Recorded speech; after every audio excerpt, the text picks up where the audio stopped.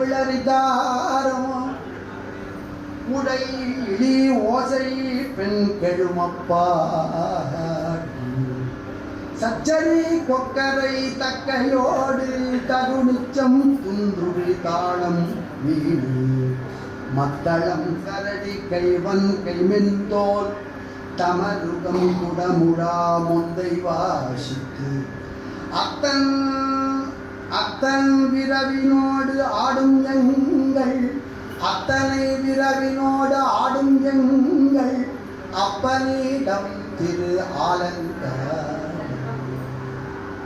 இந்த பேய்கள் சும்மாவா? அதுக்கு 7 ஸ்வரமும் தெரியும், அதுக்கு இந்த வாத்தியம் வாசிக்க தெரியும், அந்த வாத்தியம் வாசிக்க தெரியும். அப்படி தாளம் போடும், இப்படி ஆடும், அப்படி நளினமா ஆடும், சுவாமியோட ஆடும்.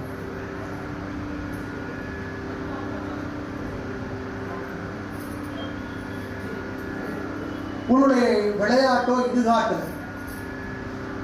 உன்னுடன் இருப்பவர்கள் எல்லாம் பேய் கூட்டங்கள், சரீரம் முழுக்க சாம்பலை பூசிட்டு இருக்கப்பா. சொன்னார் இல்லையா, எத்தனை பிரம்மாக்கள் அத்தனை பிரம்மாவும் அந்த கபால மாலை சாத்திட்டு இருக்கார். இத்தனை எண்ணிக்கை, இத்தனை கல்பங்கள். இது எங்களுடைய மாயை. நீ ஒரு மாயை உண்டு பண்ணிட்ட எங்களுக்கெல்லாம் ஒரு டிஃபரன்சியேஷன் பண்ணிட்டேன். எப்படி மனுஷன் தான் உயர்ந்தவன், பேய் எல்லாம் ரொம்ப வேண்டாததுன்னு எங்களுக்கு மனசுக்குள்ள ஒரு உண்டாக்கினது போல, என்னமோ நீ சுடுகாட்டில் இருக்கிறதெல்லாம் அமங்கலம்னு நாங்கள் நினச்சிட்டு இருக்கோம்.